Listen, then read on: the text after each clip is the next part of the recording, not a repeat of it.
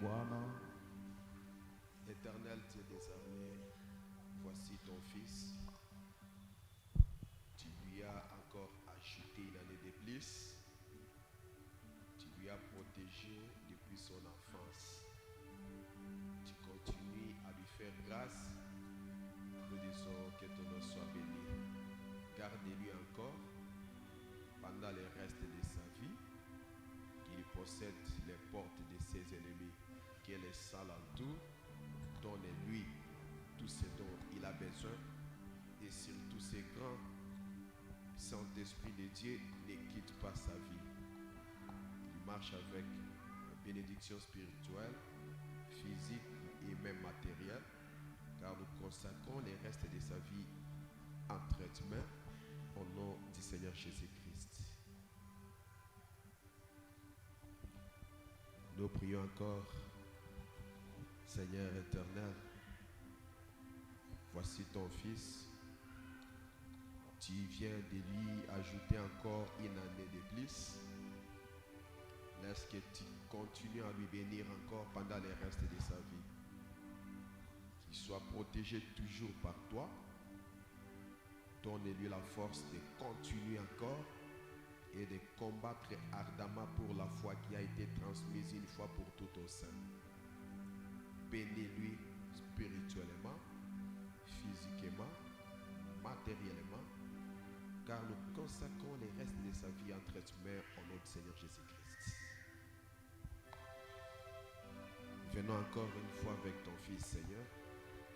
Laisse qu'éternel, il soit encore en force, il soit toujours gardé par toi. C'est toi qui viens de lui ajouter encore une année de plus. Tu es merveilleux, laisse que tu continues à être émerveillé dans sa vie. Qu'il possède encore les portes de ses ennemis, davantage. Que le Saint-Esprit de Dieu continue à lui guider dans ta parole et dans ton service. Nous consacrons le reste de sa vie entre tes mains, qu'il soit béni spirituellement, physiquement et matériellement, car nous lui consacrons entre tes mains au nom du Seigneur Jésus-Christ. Seigneur, voici encore cette fille devant toi. Tu viens encore de lui ajouter une année de plus. Laisse qu'éternel, elle soit gardée par toi, qu'elle puisse grandir dans la crainte de l'éternel, loin de la délinquance juvénile. Que le reste de sa vie soit toujours consacré à toi. Bénis sa vie spirituelle, physique et même matérielle, car nous consacrons les restes de sa vie entre tes mains au nom du Seigneur Jésus-Christ.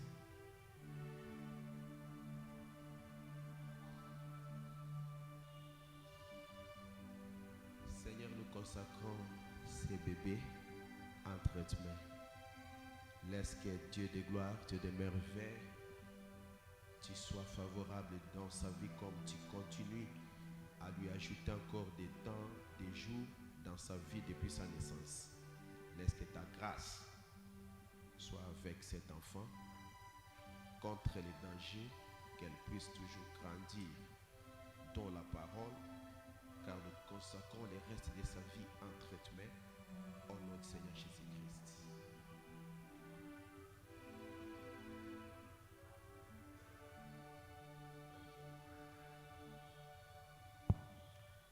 Je te prie, Seigneur, de bénir encore la vie de cet enfant. Laisse que le Saint-Esprit de Dieu soit la protection de cet enfant. Loin, Seigneur Jésus, des délinquances, qu'elle puisse grandir avec la parole et la crainte de l'Éternel. Laisse que le sang de l'agneau protège cet enfant, car nous consacrons le reste de sa vie entre tes mains au nom du Seigneur Jésus-Christ.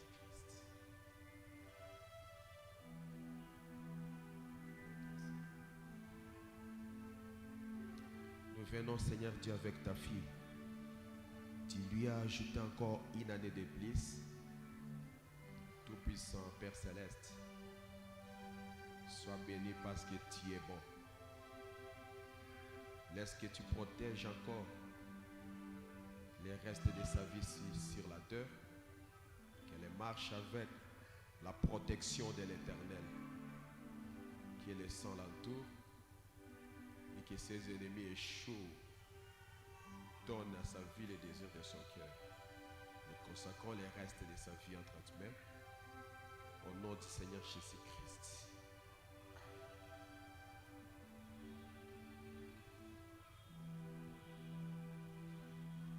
Je viens avec l'enfant entre tes mains.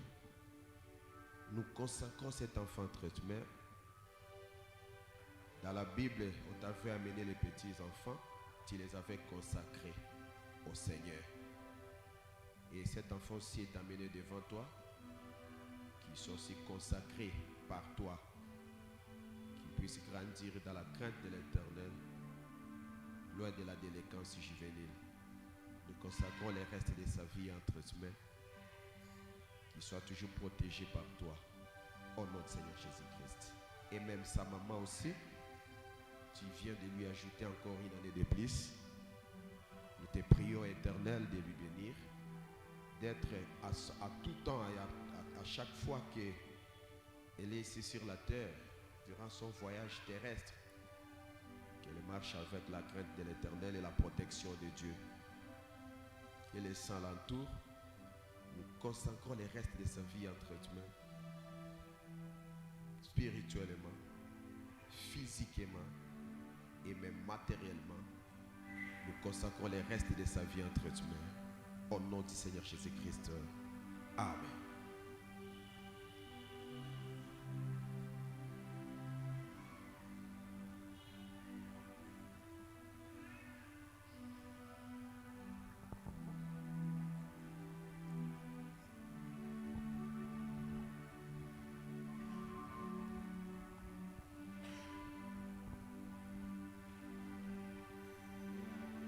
Seigneur, cet enfant est venu au monde.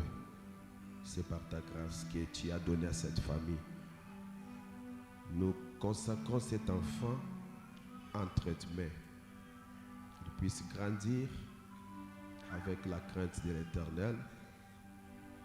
Qu'il puisse grandir loin des délinquances juvéniles.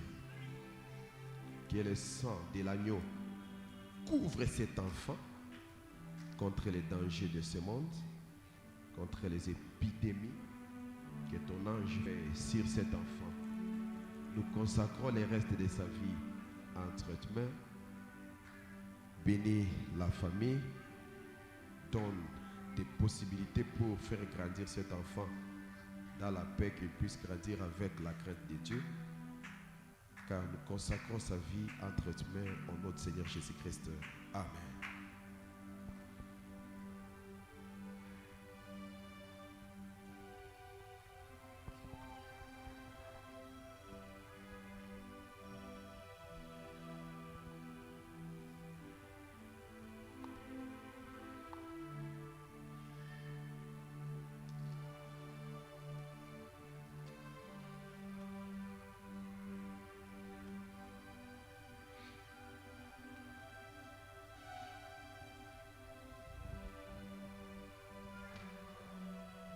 Encore une fois, je vous salue au nom du Seigneur Jésus-Christ.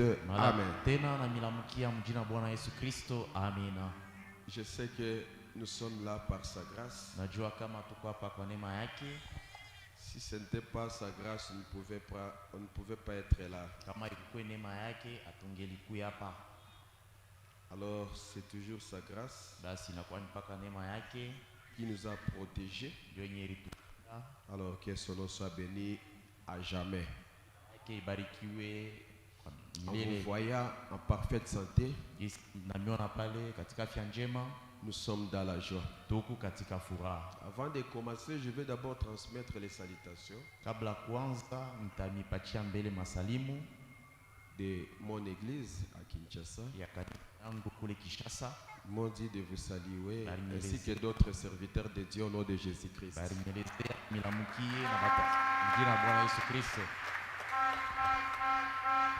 Que Dieu vous bénisse. Sans plus tarder, nous allons directement entrer dans la parole de Dieu. Pendant que nous mettons debout pour lire la parole, toujours dans Hébreux 13, verset 8.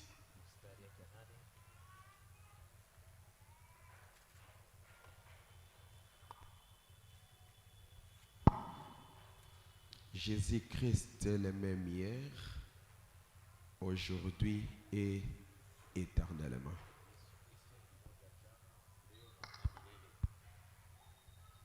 Que Dieu ajoute la bénédiction à la lecture de sa parole.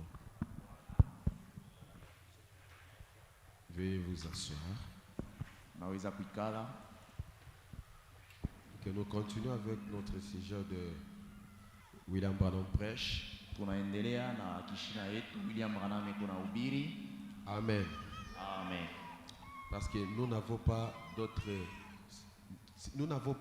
encore d'autres prédications, si ce n'est lui-même Branham prêcher.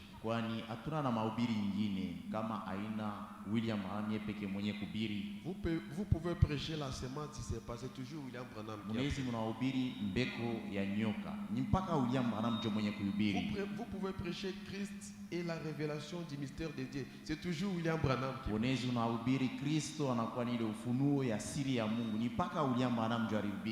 il a beaucoup prêché. Et nous prenons quelques points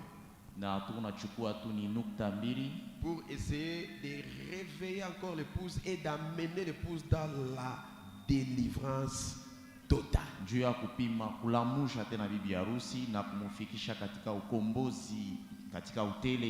La fois passée, on avait vu comment l'épée était là-bas. L'épée qui avait barré la route du retour en Éden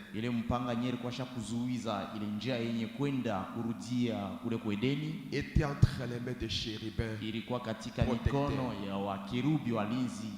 Et on avait vu, William Branham nous a prêché, nous disant que cette épée-là n'est plus là en Éden et est retournée de l'autre côté.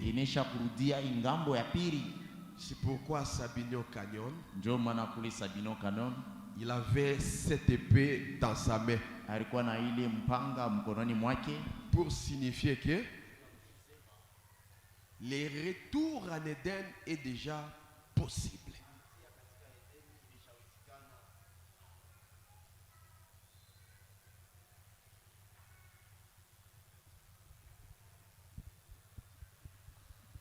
Alors, on avait vu ça.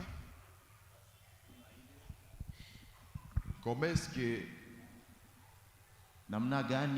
l'épée qui était là-bas en Éden est aujourd'hui retournée entre les mains de l'homme? Cela n'est plus entre les mains des chérubins. C'est l'homme maintenant qui a cette épée. Après les chérubins, là-bas, c'est William Branham qui avait tenu cette épée à Sabinio Canyon. Et il est dit, maintenant l'épée est entre les mains de l'homme pour la manier. Ce n'est pas seulement pour les tenir sans rien faire, mais c'est pour la manier. Amen. Amen. Et Branham est parti. On avait vu qu'avant qu'il parte, il avait dit encore, je vais partir, mais lakini je veux que napenda cette épée hii mpanga soit remis ipachiwe à un autre kwa mtu mwingine pour qu'il puisse l'utiliser. juu aitumie. Amen. Amen. Et il n'était pas parti avec cette épée. Na akwendake na ile mpanga, Il avait laissé cette épée aliachaka ile mpanga ile entre les mains d'un autre. mikononi ya mtu mwingine. Et je vais aller directement. Na mimi zikwenda moja kwa moja Cette épée ile mpanga ici a fait le chip huku ku fellowship et resté entre les mains d'El-Rash. ilibakia mikononi ya El-Rash. Vouloir ou pas, Upende c'est usipende Dieu ni Mungu qui a fait ainsi. jo alibifa vile. Et ce n'est pas que lui il a fait ça par sa force, non. Haina sema El-Rash ndio alifaa kumakama nguvu kunguvu yake. Cette épée là Ile mpanga qui était entre les mains de William Branham. yenye ilikuwa mikononi ya William Branham. Ici, je ne dis pas au monde Hapa entier, nishiseme dunia mzima, mais je dis ici, lakini nasema hapa à fellowship hapa maintenant, fellowship hivi c'est sasa racheté au Meonga rashte omeonga qui a cette épée. niye njo mwenye kuwa na ile mpanga. Est-ce que je peux continuer? Eti mimi nezi kuendelea, Je peux avancer. eti mimi nezi kusonga mbele. Bon, j'avance. Naenda mbele Maintenant là, hapa sasa hivi. comme il m'a cédé sa Sasa chair, hivi aliniachia mimbari il yake, m'a cédé aussi cette épée. aliniachia pia ile mpanga. Ce matin, Hii asubuhi l'épée ile est mpanga entre mes mains. iko katika mikononi yangu mieza hii. Pas par orgueil, Haina mu orgueil, haina mais mkiburi, c'est pour dire la vérité. lakini ni njoo kusema ukweli. Branham dit, Branham eko nasema je vais partir, nitaenda, l'épée doit rester. lakini mpanga inapasha bakia. Et je peux avancer encore. Na eti naweza tena kusonga mbele. Cette épée Ile mpanga n'est pas seulement ici, haina derrière la chair. mpaka hapa nyuma ya mimbari. Cette épée est aussi là-bas, Ile mpanga iko tena pale entre vos mains. katika mikono yenu. Vous avez l'épée Muko na ile mpanga pour manifester, Dieu a- utiliser ça. juu ya kuonekanisha kama ni yo kabisa. C'est pourquoi le prophète dit, Ndio maana nabii eko nasema attendez que le tonnerre mongoje nyungurumo puisse attendre sa voix. ishikilishe masauti yayo. Quand les tonnerres seront brisés, Ile wakati miungurumo itavunjiwa, quand les tonnerres seront révélés, ile wakati miungurumo itafunuliwa, ces groupes, hii kikundi ils peuvent prendre maintenant l'épée. banezi kushika sasa mpanga. Est-ce qu'aujourd'hui, Eti leo les tonnerres sont déjà révélés? eti miungurumo ineshafunuliwa, Oui, c'est déjà révélé. ndiyo ineshafunuliwa. Parce que quand les sceaux sont brisés, Wani wakati miuri inavunjiwa, le tonnerre est révélé. miungurumo inafunuliwa. Le tonnerre, Ile miungurumo c'est la voix de Dieu. ni ile sauti ya Mungu, Cela est déjà révélé. ile ineshafunuliwa. Et Branham dit, Na Branham eko nasema quand le tonnerre, ile wakati mwingurumo itafunuliwa, c'est à ces groupes, hii kikundi fellowship, à ce moment-là, ile wakati basi il faut prendre l'épée atachukua mpanga pour la ndio manier. ya kwanza uitumikisha. Basi On avait vu les prophètes, tuliona nabii il dit à ce temps-là, mwenye kusema mwile wakati ils peuvent parler banezi et la banasema chose arrive. na kitu kitatimilika. Il dit, Eko nasema quand il faut manier l'épée, ile wakati watatumia mpanga ils peuvent appeler même 100 milliards de bouches banezi kuumba hata wainzi 100 miliari par la parole. kupitia tu neno, Et cela na arrivera. ile itatimilika. Et comme vous êtes là, Na gisi mwiko pale, vous avez cette autorité-là muko na ile mamlaka qui était perdue en Éden. yenye ilipotea kule kwa Edeni. Aujourd'hui, Leo cela est entre vos mains. ile iko mikononi mwenu, Vous possédez muko na shika l'autorité de ile l'Éden. mamlaka Ce qui était perdu ile yenye ilipoteaka en Éden, kule Edeni. Dieu vous a déjà restauré Mungu cela. anesha kumirudishia yo. C'est pourquoi Ndio maana ne craignez pas les sorciers. musiogopeni walozi, Ne craignez plus Satan. Musiogopeni tena shetani. Ne craignez plus même l'enfer. Musiogopeni tena hata Gehenna. Parce que comme vous êtes là, Kwani gisi mwiko pale. on avait lu les prophètes. Amuna wala na nabii. On avait lu les prophètes. Tulisoma nabii. Il dit que comme vous êtes là, Eko nasema gisi mwiko pale. vous êtes devenus des tout puissants. Munesha kuya waweza yote. Combien étaient là le vendredi quand on Wangapi avait vu walikuwa ça? hapo mkazitano? Acclamez les rois des rois, les tout puissants. Mshangilie mfalme wa falme, muweza yote.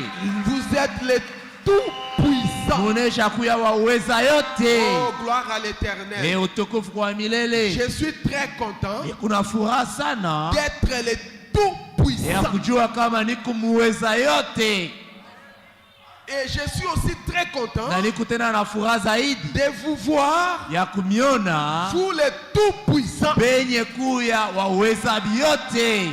Branham avait dit, les vendredis on avait lu, Branham alisema mkazitano tulisoma. il dit, Eko nasema quand les deux tout puissants ile wakati waweza yote wawili se racontent, wanakutana, cela va faire des choses. ile itatimiza bintu. L'autre tout puissant, Ule mweza yote c'est Dieu lui-même. ni Mungu ye peke. Et vous aussi, Na wewe pia mélangez avec Dieu, pamoja na Mungu, lui le tout puissant, yeye muweza yote, vous les tout puissants. wewe pia muweza yote. Ah, ça va créer même un Pale nouveau monde. basi mutaumba hata dunia mzima. Amen. Amen. N'est-ce pas merveilleux? Eti ni ya majabu. Branham avait dit, n'est-ce pas Branham merveilleux? alisema eti aina ya majabu. C'est merveilleux Ni ya majabu de savoir que nous sommes des tout puissants. kujua kama sisi ni waweza Ce yote. n'est pas l'homme qui invente ça. Haiko muntu njo mwenye kulitungia C'est hivi, William Branham lakini ni William Branham qui prêche. njo mwenye kubiri. Amen. Amen. C'est William Branham qui avait prêché Ni ça. William Branham njo alihubiri. Vous êtes des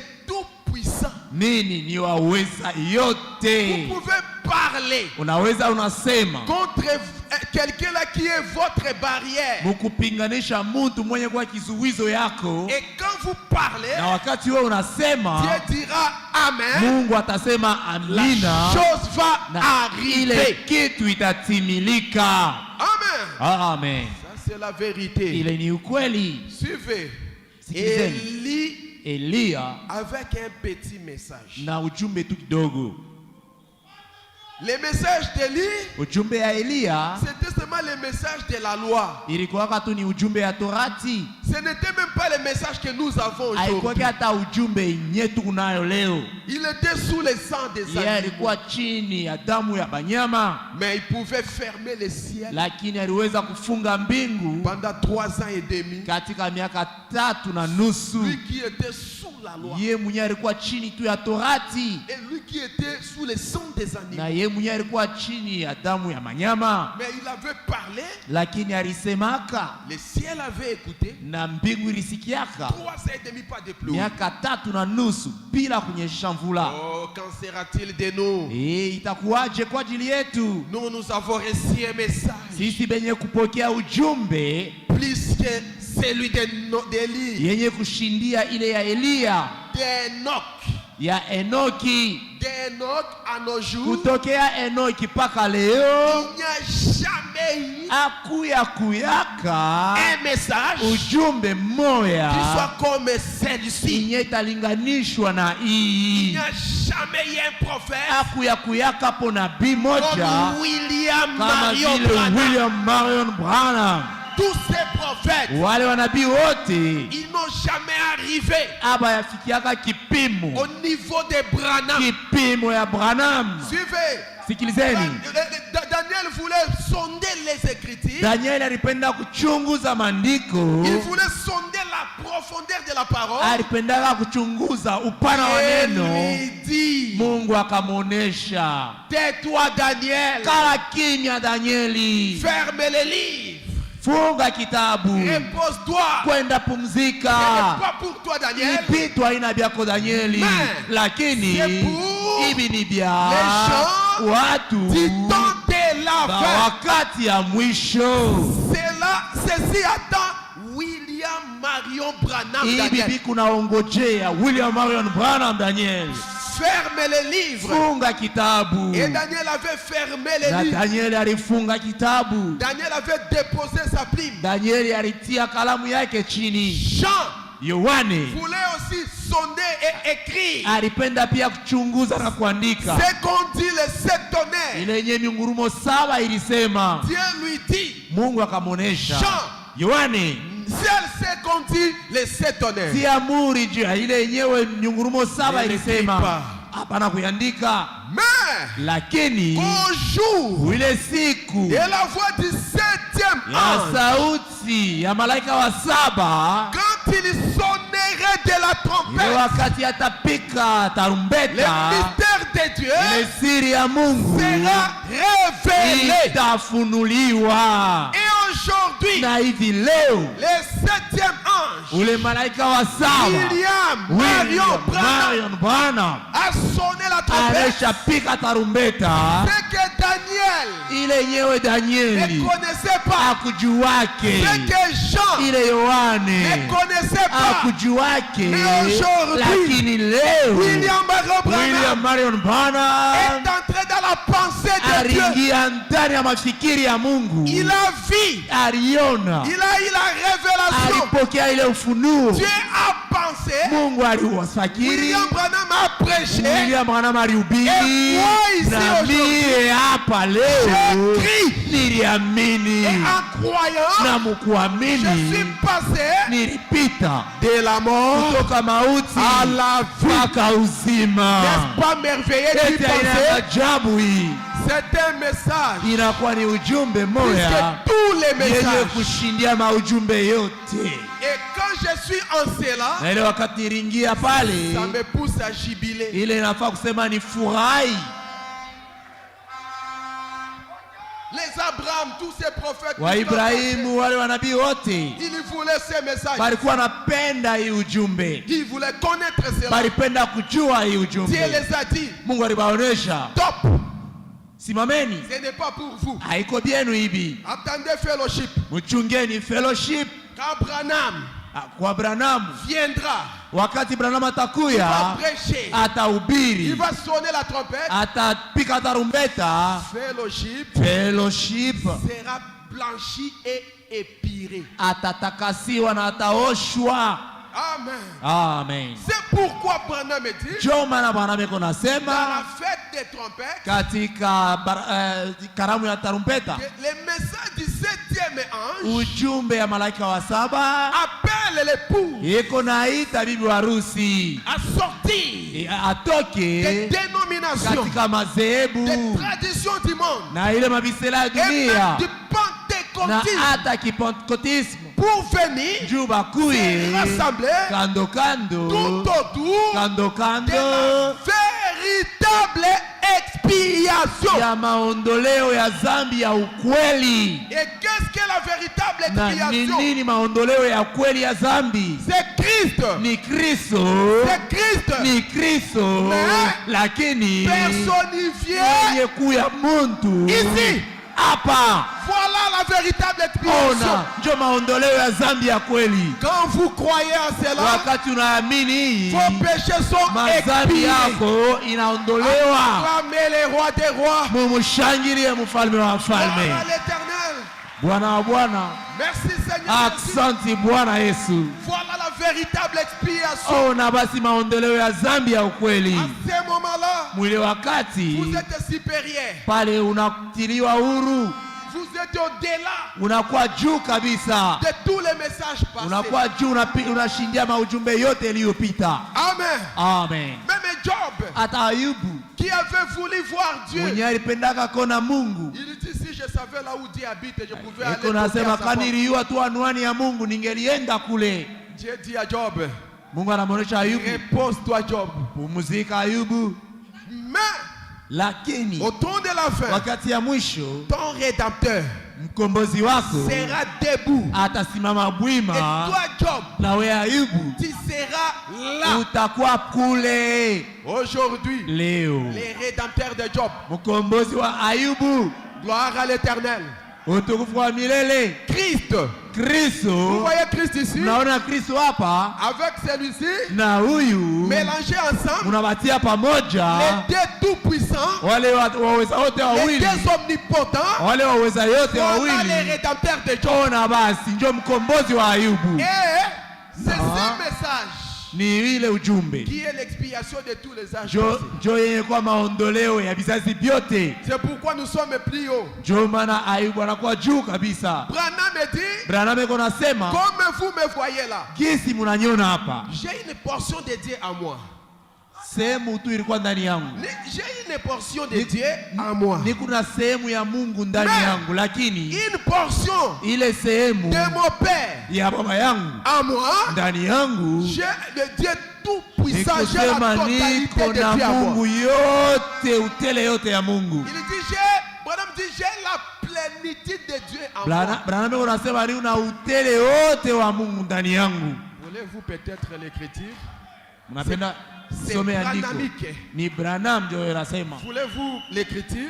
Eti mnapenda andiko? C'est Branham qui prêche. Ni Branham ndio mwenye kubiri. Nous allons prendre qu'on nous projette ça dans l'amnésie spirituelle. Tutaichukua batutile pale kusabu kwa kiroho. Il est en train de dire comme ça ce que je dis. Eko mkusema hii mambo natokea kutamka hapa. Je répète seulement William Iko ndio Branham. narudiria misemo ya William Branham. Qui a prêché? Mwenye alihubiri L'amnésie spirituelle. kusabu kwa kiroho. Qui avait été prêché le 11 avril 1964. Yenye ilihubiriwa ile tarehe ya 11 mwezi ya 4 mwaka ya 64.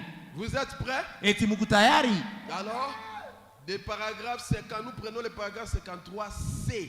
Aya yake ya 53 sehemu ya 3. Pour que nous soyons rapides. Njoo tushiponde wakati. Il dit ceci. Anasema hivi.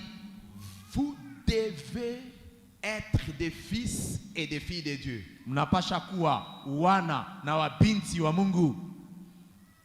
Et Dieu est la parole. Na Mungu yeye ni neno. Lorsque je suis devenu une partie de mon père, ile wakati nilikuwa sehemu ya baba yangu, je suis devenu tout mon père. Ile wakati basi njo nilikuya baba yangu wote mjima. Est-ce que vous avez déjà vu là-bas? Eti muna soma banisha kutia pale. C'est déjà. Je suis devenu tout mon père. Mina kuya baba yangu wote mjima. Qui parle ici? Ni nani mwenye kusema hapa? William Branham. William Branham. C'est lui qui prêche. Yeye ndio mwenye kubiri. Il continue à prêcher, il dit. Anaendelea na mahubiri anasema, lorsque vous devenez une partie de Dieu, ile wakati we unakuwa sehemu ya Mungu, vous devenez Dieu dans la plénitude. Unakuwa basi Mungu katika utele wake. Acclamez les rois des rois. Mshangilie mfalme wa wafalme. Acclamez les rois des rois. Mshangilie mfalme wa wafalme. Alléluia. Alléluia. Lorsque vous devenez une partie de Dieu seulement, ile wakati wewe unakuwa sehemu tu ya Mungu, vous devenez Dieu dans la plénitude. Pale basi unakuwa Mungu katika utele. Amen. Amen. Il continue, il dit, anaendelea mkusema, dans la totalité de sa parole, katika utele wa neno yake. Amen. Amen. Vous la croyez dans toute son entièreté. Muko nayamini katika utele wake wote. L'amnésie spirituelle. Kusabu kwa kiroho. Amen. Amen. Est-ce que si Branham dit une totalité, si vous êtes une partie, vous êtes aussi une portion? Na hapa Branham anasema kama uko sehemu unakuwa, vous devenez Dieu dans sa plénitude. Hauna sehemu tena, unakuwa njo Mungu katika utele wake. Est-ce que quelqu'un peut dire amen en croyant en disant ces choses? Amina kuibi bitu. Avaler. Mumezeni. Avaler. Meza bintu. Ce n'est pas difficile. Abina bya nguvu. J'ai une portion de Dieu à moi. Ni kuna sehemu ya Mungu ndani yangu. Mais je suis Dieu. Ni kusema niko dans la Mungu plénitude. katika utele. Ah, le vendredi, mkazi tatu, j'étais devenu le tout puissant. Nilikuyaka pale muweza yote. Aujourd'hui le dimanche, leo siku ya je suis yenga, devenu Dieu. Mina kwa basi Mungu dans la plénitude. katika utele. Alléluia. Amen. William Branham avec une portion de Dieu, alikuwa na sehemu ya Mungu, mais lakini c'est Dieu ilikuwa ni Mungu dans la plénitude. katika utele wake. Amen. On peut avancer. Tunaweza kusonga mbele.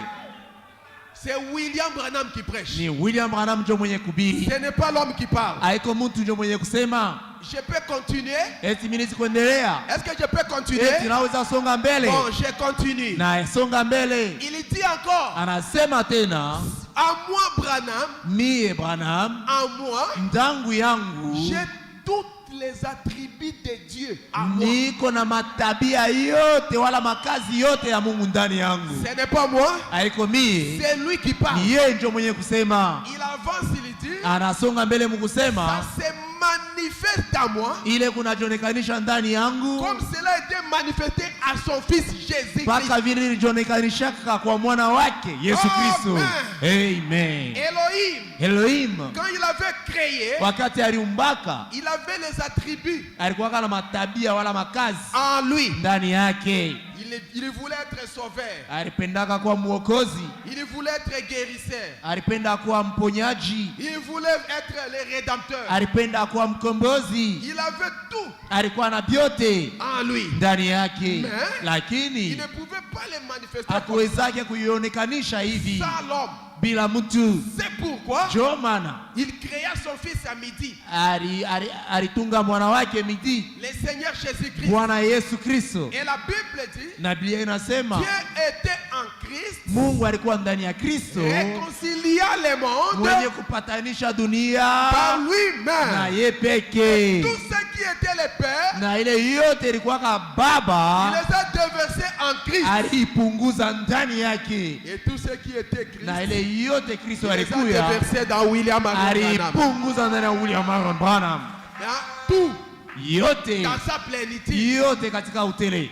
Voulez-vous la citation? Eti mnapenda niko. Donnez-nous, projetez-nous là-bas. Mututilie pale. Dans la prédication du prophète. Katika mahubiri ya nabii. Les conférences.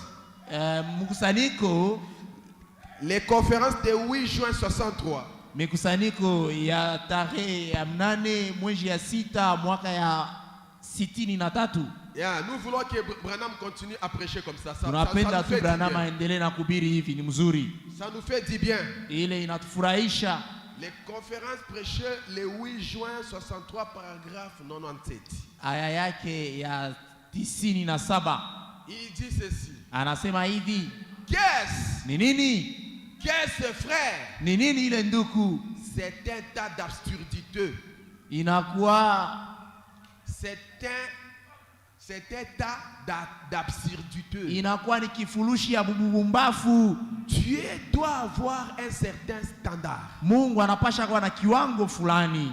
Si je devais me joindre à une église, kama nilipasha kwenda kuungana na kanisa fulani, à laquelle vais-je me joindre? Ni kanisa kanitenda kuungana nayo? Il n'y en a qu'une seule. Kanisa kunakuwa ni moja tu. Et on ne s'y joint pas. Na abendake kujiunga kuile kanisa. Je suis dans la famille Branham depuis 54 ans. Niko ndani ya jamaa ya Branham tangu miaka 54. Et je ne me suis jamais joint à cette famille. Na mishi kwendake kujiunganisha kuile jamaa. Je suis né un Branham. Nilizalika mwenye kwa Branham. Je suis un Branham. Mie niko ni Branham. Parce que mon père est un Branham. Kwani baba yangu na yeye ni Branham. Je suis un chrétien. Niko mukristo. Parce que mon père est Dieu. Kwani baba yangu ni Mungu. Il dit lui-même Amen. Yepeke anasema amina. Si c'est toujours lui qui parle, hein? Ni paka yeye ndio mwenye kusema. Nous sommes des chrétiens sur cette base-là. Sisi ni wa Kristo pa hii dunia. Nous sommes des chrétiens. Tuko ba Kristo. Nous sommes nés de son esprit. Turizalika kutokea roho yake. Maintenant suivez ici. Sasa mfuateni na usikilivu. Et l'esprit de mon père na étant en moi. Na ile roho ya baba yangu yeye kwa ndani yangu. J'ai les attributs de Dieu en moi. Niko na matabia wala makazi ya Mungu ndani yangu. J'ai quoi? Niko na nini? Les attributs de Dieu matabia en moi. Wala makazi ya Mungu ndani yangu. Cela n'est pas à côté. Branham ashina pembeni. J'ai les attributs de Dieu en moi. lakini niko na ile matabia wala makazi ya Mungu ndani yangu. Quand vous voyez Branham, Wakati Mungu naona Branham, toutes les attributs de Jésus matabia yote ya Yesu est en Branham. iko ndani ya Branham. Cela n'est pas à côté de Branham, Hauna pembeni ya Branham, mais à l'intérieur de lakini Branham. ndani ya Branham. Jésus était sauveur. Yesu alikuwa La mkombozi, tribu des mwokozi. sauveurs est dans Branham. Ile tabia ya mkombozi iko ndani ya Branham. Jésus était le rédempteur. Yesu alikuwa mwokombozi. La tribu de Jésus est dans Ile Branham. tabia ya Yesu ndani ya Branham. La tribu des guérisseurs Ile tabia ya mponyaji était en Jésus. ilikuwa ndani ya Yesu, Cela se trouve aussi en iko Branham. pia ndani ya Branham. Est-ce que c'est moi qui parle Eti ici? hapa ni mimi ndio mwenye kusema? Qui prêche? Nani mwenye kubiri? William Marion Branham Branham prêche. eko na ubiri, Il dit, eko nasema l'esprit de mon père en ile moi. roho ya baba yangu ndani yangu. Savez-vous que le père de Branham c'est Jésus? Eti mnaelewa sema babaki ya Branham ni Yesu. Et l'esprit de mon père en moi. Ile roho ya baba yangu ndani yangu. J'ai les attributs de Dieu en moi. Niko na matabia ya Mungu ndani yangu. Suivez. Fuateni. Et il se manifeste Na iko na jionekanisha comme ils se sont manifestés dans son fils Jésus-Christ. mpaka vile ilijionekanishaka ndani ya mwana yake Yesu Kristo. Acclamez le roi des rois. Shangilie mfalme wa falme. Ces attributs Ni matabia ne gani? sont pas seulement dans Branham Aina paka ndani ya pour Branham se cacher. njoo ya kutosha, Elle se manifeste. la njoo ya kufuchama, lakini njoo ya kujionekanisha Cela était saa vile ile ilikuyaka dans son fils ndani ya mwana wake Jésus-Christ. Yesu Kristo. Alléluia. Amen. Je peux avancer. Eti naweza songa mbele? Alors, Basi j'avance. nasonga La mbele. tribu Ile kazi des sauveurs ya mwokozi était en Jésus-Christ. ilikuwa ndani ya Yesu Kristo. La tribu des sauveurs est en Branham. Ile tabia ile ya mwokozi ndani ya Branham Ça passe par-dessus la tête. inapitia sasa. Basi La tribu, ile kazi, Vive. sikia, ce jour-là, ile siku Branham devant l'enfer. Branham ndani ya Gehenna, Au lieu que Jésus puisse aider les gens, pale Yesu asaidie watu, il a dit à Branham, alionesha Branham, Branham, Branham délivre-les. wakomboe. La tribu des délivreurs Ile kazi ya mkombozi est en Jésus-Christ. ndani ya Yesu Kristo. Jésus-Christ, hein, Yesu Kristo, le même Jésus, Yesu moja moja a envoyé Branham alituma pour Branham nous délivrer. juu ya kutukomboa. Et il avait parlé, Wakati alisema l'enfer ile Gehenna était brisé. ilivunjiwa Nous sommes délivrés juu ya kusema grâce à William Marion Branham. juu tu ya William Marion Branham.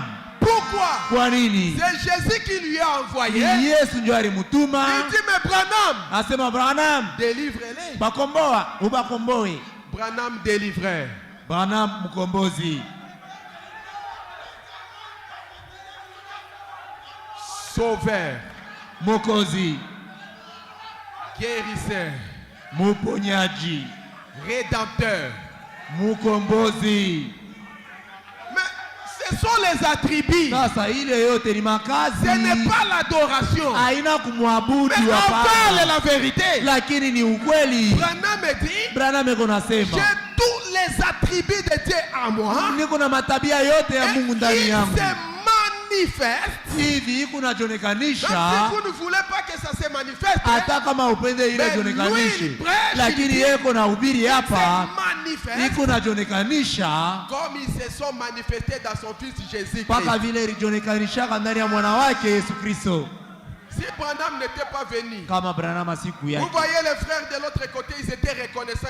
Ils ont dit que si tu n'étais pas venu, naona pourquoi? bandugu ile ngambo ya pili balikuwa bashukrani, be unasema kama huku yake C'est à cause de ces manifestations des attributs en lui. ni njuu ya maonekanisho ya ile matabia ya Kristo ndani yake. Malgré que le Seigneur Jésus était mort à la croix, Hata vile Bwana Yesu alikufa mais il msalabani, a fallu la présence de William Branham. lakini ilipendeza uwepo ya William Branham. Frère, nous n'avons pas d'autres messages à prêcher Nuko hatuna na ujumbe ingine ya kubiri en dehors de prêcher kutosha hapo kubiri William Branham William dans Branham nos églises aujourd'hui. ndani ya kanisa yetu C'est leo. ça notre délivrance. Ile njoo ukombozi yetu, C'est ça même notre expiation. Ndio yenyewe maondoleo ya dhambi yetu. Sans Branham, Bila Branham, il n'y a pas de véritable expiation. hakuna maondoleo ya dhambi ya kweli. Et la véritable expiation aujourd'hui, Maondoleo ya kweli ya dhambi leo Christ, ni inakuya c'est Christ ni Kristo personnifié. mwenye kuya muntu Ici, hapa, la parole neno faite chair. yenye kujimwilisha. Si vous croyez à ça, Kama unaamini vile, vos péchés sont expiés. madhambi yako inaondolewa. Acclamez le roi des rois. Shangile mfalme wa falme. Est-ce que tu peux avaler? Tunawezi kumeza Avale. meza bio. C'est ce qui te donne la force. Ni ile ndio yenye kuleta nguvu. C'est ce qui te donne la foi de l'enlèvement. Ni ile ndio yenye kuleta nguvu, imani ya kunyakuliwa. C'est ce qui te fait avancer. Ni ile ndio yenye kufanya usonge mbele. C'est ça la vitamine. Ile ndio vitamine. Quand ces choses sont écoutées, Wakati vitu vinasikiliwa, les fils à l'intérieur mwana ndani ya est en train de ndani bouger. eko mkutenka, Et la mort na ile kufu est en train de partir. eko mkujendeza, Même les malédictions hata sont malaana en train de partir. iko mkwenda, La foi imani est en train d'être installée. iko mkuingia mkuikala. La chose Bintu qui installe la foi yenye kuzala et imani l'enlèvement ya kunyakuliwa dans l'épouse, ndani ya bibi harusi c'est Christ ni Kristo personnifié mwenye kuwa en ces Mungu derniers jours muisiku dans William ndani ya Marion William Marion Branham. Ceci, les dénominationnels Wa madhehebu ne vont pas croire. abasaminyaka Ils vont dire batasema les gens ont exagéré. aba bantu banapitisha monchumvi, Ils commencent à adorer Branham. banaanza kumwabudu Branham. S'ils ne l'adorent pas aujourd'hui, Kama bamwabudu leo, un jour, siku ni moja ils vont finir batafikia paka par adorer. mukumwabudu hapa. Je vous dis, Na nielezea zéro, sifuru zéro. Nous kamwe n'allons pas adorer Branham. hatutaabuduaka Branamu, Pas aujourd'hui, aina leo même pas les jours à venir. hata kesho hatusamwabuduaka, Mais nous lakini n'allons pas craindre hatusaogopa déclarer la vérité kusema ukweli, parce que nous craignons kwani l'adoration. Non, tukunaogopa kuabudu. Hapana, nous allons parler la vérité, tutasema ukweli, mais pour l'adoration, lakini kwa ajili ya nous kuabudu savons ce que nous adorons. tunajua vile vyenye tunabuduaka, Car kwani l'heure vient wakati kunakuya et elle est déjà na venue imeshatimia, où les véritables ile adorateurs yenye waabudu wa kweli adoreront les pères watakuwa naabudu Baba en esprit katika roho en na vérité. katika ukweli, Pas seulement en esprit haina paka katika roho et les mensonges, na bongo, hapana, en esprit katika roho en vérité. na katika ukweli, Des choses. vitu viwili. Et ce temps-là, Na ile wakati c'est aujourd'hui. ni leo, Ce temps-là, ile wakati c'est maintenant. ni hapa Nous sasa. adorons Dieu Tukunabudu Mungu en esprit katika roho et en na vérité. katika ukweli. Si vous dites que non, frère, vous voyez, Kama unasema hapana, ndugu, unaona nous allons dans la frontière. hii, tunaanza kwenda paka Nous kumupaka, sommes prêts à tomber tunakuwa tayari dans kuanguka l'adoration. katika kuabudu. Réellement, vous allez tomber dans l'adoration Kama unasema vile vya kweli, utafikia Mungu kumwabudu, des Branham. kuabudu Bwana, Parce que vous craignez la vérité. kwani huku naogopa Mais ukweli. avec ces choses, Lakini naye binti, si un frère me dit, kama ndugu un ananyonyesha, prédicateur me dit, mhubiri ananyonyesha, William Branham, William Branham c'est un délivreur. anakuwa ni mkombozi. Je veux dire amen parce que Tasema c'est la langu amina vérité. lwangu, tasema shi kweli, Parce que tous les attributs de kwani Jésus-Christ matabia yote ya Yesu se Kristo manifestent en lui kunajionekanisha ndani yake, comme cela a été manifesté mpaka vile à ilijionekanishaka son fils kwa Jésus-Christ. mwana wake Yesu Kristo. Pas de différence. Hakuna tofauti. Une portion de Dieu Sehemu ya Mungu en moi, ndani yangu j'ai toute la plénitude de Dieu. ni kuna utele wote wa Mungu. Je suis le Tout-Puissant. Miko muweza yote. Tu es le Tout-Puissant, ma sœur. Uko muweza yote dada Tu es yangu. le Tout-Puissant, mon frère. Ndugu yangu wewe ni muweza yote. Ton frère à côté de vous est votre Ndugu frère. yako pembeni yako ni muweza yote. Et ta sœur à côté de Dada toi. yako pembeni yako. Tout-Puissant. Muweza yote. Tout-Puissant. Muweza yote. Amen. Amen. Branham, Branham, Tout-Puissant. muweza yote. Esaïe, Tout-Puissant. Esaïe tout puissant. Elraj, Tout-Puissant. Elraj tout puissant. Fellowship, Tout-Puissant. Chibote ba tout puissant. Ah, c'est merveilleux. Ni ya majabu. C'est ce qui réveille Hii ndio yenye kulamusha l'épouse. bibi harusi. C'est ce qui donne Ni ile ndio yenye la kuleta force d'avancer. imani ya kusonga mbele. Amen. Amen. Gloire à l'Éternel. Utukufu wa milele. Branham dit, Maana unasema et ça se manifeste comme ils se sont manifestés dans son fils Jésus. na hii kunajionekanisha gisi ilijionekanisha ndani ya mwana wake Yesu Kristo. Il vous pose maintenant la question. Kuna miswali sasa. Vous y êtes? Eti, muko tayari? Il faut être là. Inabidi muwe tayari. Fellowship, vous y êtes? Fellowship, muko tayari? Vous êtes arrivé? Eti munafika? Est-ce que vous êtes arrivé? Eti munafiki hapo? Et si vous êtes arrivé, kama munafika pale, commencez à vous réjouir. basi mwanze furahi. Que c'est la vérité. Kwani ni ukweli. Commencez à acclamer les rois. Mwanze sasa kumshangilia mfalme wa wafalme. Si vous y êtes, mais kama réellement. mmeshafika hapo. Amen. Amen. Gloire à Dieu. Utukufu kwa Mungu. Il dit, anasema sur cette pierre, juu ya hii mwamba je bâtirai mon église. Nitajenga kanisa yangu. Suivez. Sikilizeni. Non pas. Aina sema. Écoutez. Sikia. La chair et le sang. Mwili na damu. Ne l'ont pas révélé. N'est-on pas révélé cela? Haikukufunulie yo. Mais. Lakini. C'est mon Père. Ni baba yangu. Qui est dans les cieux. Mwenye kwa mbinguni. Qui l'a révélé. Jo mwenyewe alikufunulia hayo. Sur cette pierre. Juu ya hii mwamba. Je bâtirai mon église. Nitajenga kanisa yangu. Je veux vous dire. Nitapenda mionesha. L'église du Dieu vivant aujourd'hui. Kanisa ya Mungu aliyo hai leo. Est bâtie sur la révélation. Imeshajengewa juu ya ufunuo. Amen. Amen. Pas en dehors de la révélation. Inje ya ufunuo. Pas en dehors de la révélation. Aina inje ya Mais ufunuo. vous êtes bâtis. Lakini Sur mmejengewa la révélation. yulu ya ufunuo. Sans la révélation. Bila Vous ufunuo. n'êtes pas l'église de Jésus. Hauna kanisa ya Mungu. L'église de Jésus aujourd'hui. Kanisa ya Yesu Le leo. prophète dit. Nabii Elle anasema est bâtie dans la révélation. imeshajengewa juu ya ufunuo. Ça me fait du bien. Inanifurahisha. Amen. Amen. Amen. Amen. Jésus créateur. Yesu muumbaji. Branham créateur. Branham muumbaji. Hein? Yeah. Jésus.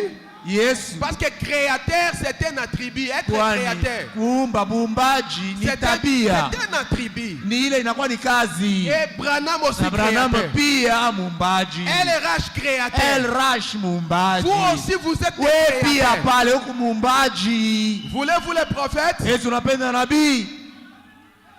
Donnez-nous les prophètes. Montrez-nous les pères. Utuoneshe baba. Dans sa prédication, montrez-nous les pères. Ndani ya mahubiri yake utushontee baba. Et cela nous suffit. Na ile inatuenea. Aujourd'hui, nous avons besoin de voir ces pères. Leo tunahitaji kuona ule Et baba. cela va nous suffire. Na ile tutatosheka. C'est comme si vous avez peur. Inakuwa tu saa munashikia boka. Mes sœurs, c'est comme si vous avez peur de la Dada, vérité. saa munashikia boka sa je. N'ayez pas peur Musisikie de boka. la révélation. Ni ufunuo. Parce que vous êtes l'église du Dieu vivant. Kwani nini ni kanisa ya Mungu aliyo hai. Et l'église du Dieu Na vivant kanisa ya Mungu aliyo hai est bâtie sur la révélation. inajengewa juu ya ufunuo. Amen. Amen.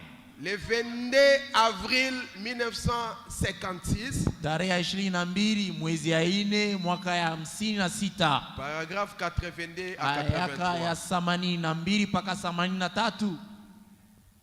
Vous commencez à arriver, hein? Mnaanza kufika? Ici, c'est les prophètes qui prêchent. Hapa ni C'est nabii William Branham mwenye qui kuhubiri. prêche. Ni William Amen. Branham ndio mwenye kuhubiri. Nous allons attaquer tutamshambulia jusqu'à contraindre la moufette aujourd'hui mpaka mkushambulia ule mbwebwe leo sous l'arbre, chini ya mti, qu'il soit caché sous les herbes. mwenye ashakwenda kufuchama chini ya mayani, Lui le pille en terre, ule mwenye kutosha maarufu mbavu, le diable, ule shetani, l'incrédulité ile kutokuamini va fuir. atakimbia, Les enfants de Dieu na watoto wa Mungu seront libérés. watatiliwa huru. Amen. Amen. Montrez-nous les pères Tushonte baba les paragraphes 82 à 83. aya yake ya 82 mpaka 83. Prophète dit ceci. Nabii wa Mungu anasema hivi, Dieu est dans son peuple. Mungu eko ndani ya taifa yake. Il y a un amen. Eti kuna kwa amina. Qui parle ici? Nani mwenye kusema hapa? William Branham prêche. William Branham eko na Le ubiri. même Jésus Hata Yesu, ce matin, le même Jésus ce matin. ule Yesu moja moja ya asubuhi. Dieu est ici cet après-midi. Mungu eko hapa hii asubuhi. Dieu est dans son peuple. Mungu eko ndani ya taifa yake. Il vous pose la question. Eko na miswali. Croyez-vous cela? Eti mnayamini? Moi aussi je crois. Mimi pia naamini. Celui qui prêche ici, c'est Dieu lui-même. Mwenye kubiri hapa ni Mungu yeye pekee. Et je vais avancer encore. Na napenda Pour kusonga vous mbele dire tena. que celui qui crie Amen là-bas, c'est Dieu Jua lui-même. kusema mwenye kulalamika amina pale ni Mungu yeye pekee. Lui-même, il prêche sa Yeye parole. pekee anahubiri neno lake. Lui-même aussi dit Amen Na yeye là-bas. tena kule anasema amina. Dieu aime adorer. C'est Mungu vrai. anapendaka kuabudu. Il y prêche Eko na hubiri et il crie Amen à sa na propre anasema parole. tena amina kuneno yake. Si quelqu'un ne crie pas Amen, Kama mtu ashilamike il amina, doute à la parole de Dieu, anashakia neno la Mungu. sachez que Dieu n'est pas là. Mjue kusema Mungu ana pale. Amen. Oh. Dieu est dans son peuple. Mungu eko taifani mwake. Croyez-vous cela? Eti mnayamini? Branham dit Branham anasema assurément qu'il est. na hakikisho yote Mungu eko pale. Il dit Anasema est-il dans son univers? eti eko katika mazingira, Est-il dans sa parole? eti eko ndani ya neno lake, Est-il dans son fils? eti eko ndani ya mwana Il wake, est dans son peuple. eti eko ndani ya taifa yake. Branham dit Branham anasema savez-vous quoi? najua La Bible dit que Biblia iko nasema vous êtes quoi? muko nani? Vous êtes des dieux. Nini ni ba Mungu. Branham est Dieu. Branham Mungu. Esaïe Dieu. Esaïe Mungu. Fellowship est Dieu. Fellowship Mungu. Parce que Kwani vous êtes une partie de Dieu. nini ni sehemu ya Mungu. Vous êtes des fils et des filles de Nini ni Dieu. wana na wabinti wa Mungu. Une fois votre théologie abandonnée, Ile teolojia yako ikishatiliwa tu pembeni, il faut jeter notre théologie maintenant. inabidi ce matin. tutupe Nos pensées, ujuzi teolojia yetu, notre incrédulité. ile kutokuamini Parce kwetu. que la parole dit ne t'appuie pas sur ton propre intelligence. Kwani neno linasema hapana kutegemea akili yako. Et une fois cela rejeté, Ile yote ikishatiliwa pembeni, Abandonné. ikishatupiliwa, toutes vos facultés mentales ici ne regardent à rien d'autre que la parole de Dieu. ile kutosha ile akili yetu yote na kuangalia paka tu neno la Mungu, Et le Saint-Esprit na ule Roho Mtakatifu descend ici eko nashuka hapa pour rendre témoignage. juu ya kushuhudia Vous êtes une partie de Dieu. nini ni sehemu ya Mungu. Il continue. Anaendelea, Je suis une partie de Charles Branham mimi ni sehemu ya Charles Branham, parce que kwani je suis son fils. niko mwana wake. Vous êtes une partie de Dieu Uko sehemu ya Mungu, parce que kwani vous êtes son fils, uko mwana wake né de son esprit, mwenye kuzaliwa kutokea roho yake, lavé de son sang, dans son sang. mwenye kuoshwa na damu yake. Branham crie Alléluia. Kwa Kristo, haleluya. Branham crie Branham alalamika, Alléluia. haleluya. Est-ce que tu peux crier Alléluia comme Branham? Tunaweza na kulalamika sa Haleluya. Branham, haleluya. C'est vrai. Parce que quand tu écoutes ces choses, ça va te pousser toujours à crier Kwani Alléluia. wakati unashikia Alléluia. bibintu bitakusukuma mpaka ulalamike. Oui, Ndiyo. Vous l'êtes. Uko kabisa Mungu. Vous êtes une partie de lui. Uko kabisa sehemu ya Mungu. Et na vous devenez un créateur. Pale basi uko nakuya muumbaji. Amen. Amen. Amen. Amen. Vous devenez qui? Unakuwa nani? Branham dit quoi? Anasema nini? Vous devenez qui? Pale basi unakuya muumbaji. Jésus créateur. Yesu muumbaji. Branham créateur. Branham muumbaji. Esaïe créateur. Esaïe muumbaji. Fellowship créateur. Fellowship muumbaji. Saluez le créateur qui est à côté de vous. Lambukia muumbaji mwenye kwa pembeni yako. Shalom créateur. Umuoneshe shalom muumbaji. Qui est créateur? Wewe ni muumbaji. Gloire à l'Éternel. Unaona Je sasa? ne savais pas que j'étais un créateur. Sikujua kama mimi ni muumbaji. Mais aujourd'hui, Lakini leo Branham prêche. William Branham Il anahubiri me révèle na que ananifunulia je kama suis un créateur. mimi ni muumbaji. Gloire à Dieu. Utukufu Vous kwa êtes Mungu. des créateurs. Mimi ni waumbaji. Quand je vous vois, Wakati je naniangalia me sens très bien. ninashikia furaha Je suis kabisa. devant les Niko créateurs. mbele ya waumbaji. Voilà les attributs de Jésus en Mone basi toi. matabia ya Yesu ndani yako. Est-ce que Branham a menti Eti ici? Branham alidanganya? Il a dit la vérité. Alisema lwake ukweli. S'il a dit la Na kama vérité, alisema ukweli, criez. Poussez lalamika, des cris de joie. furahi, Dites Amen. sema amina. Amen et encore. Amen.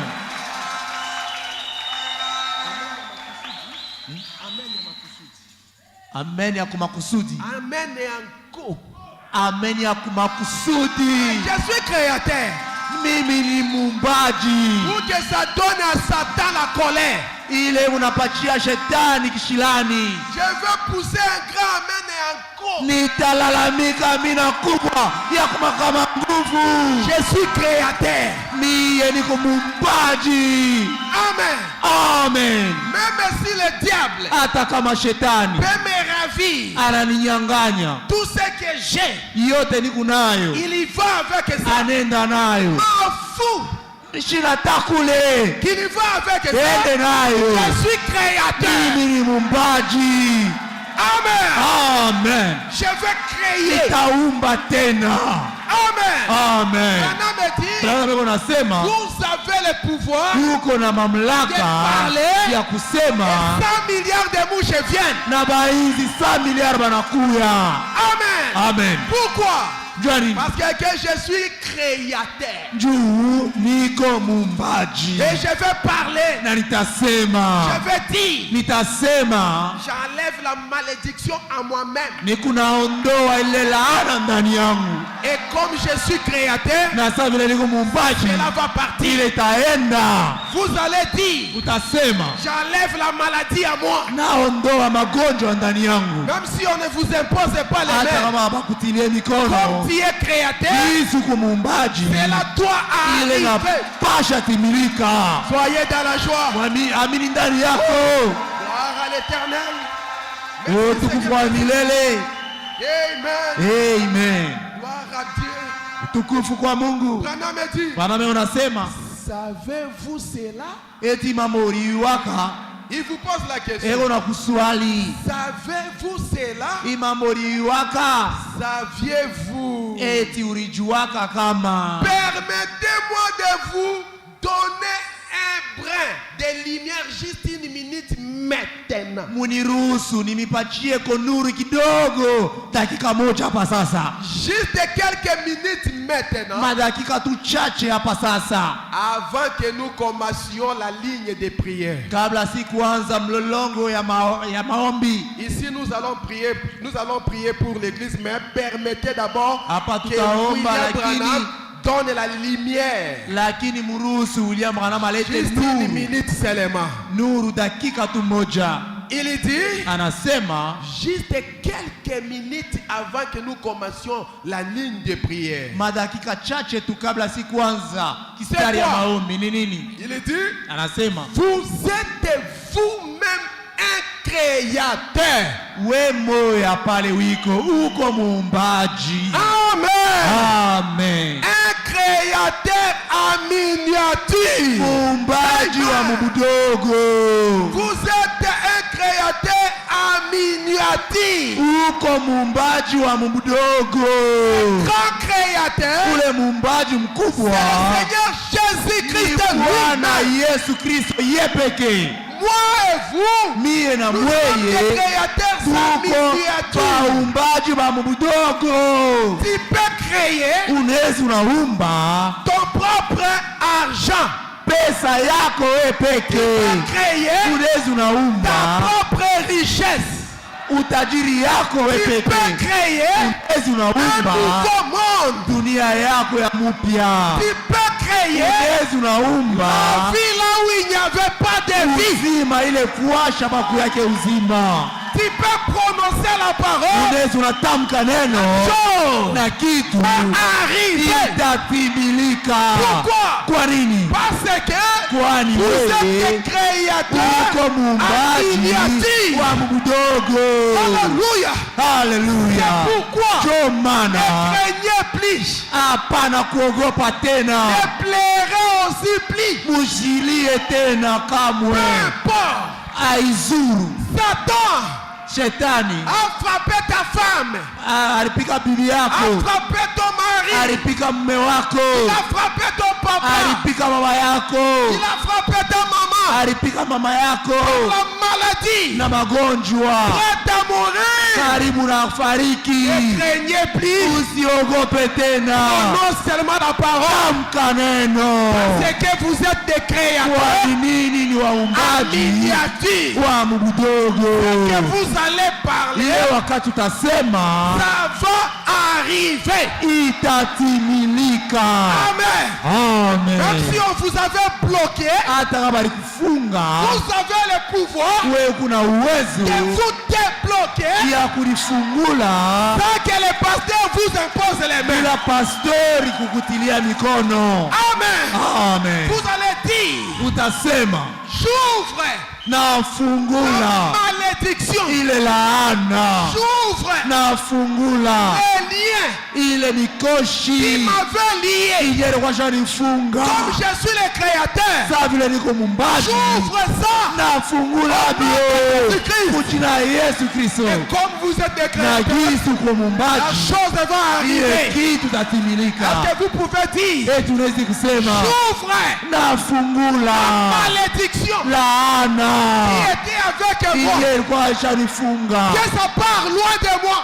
mimi, mfalme wa falme, Que ça tombe en enfer. iende katika Gehenna. Amen.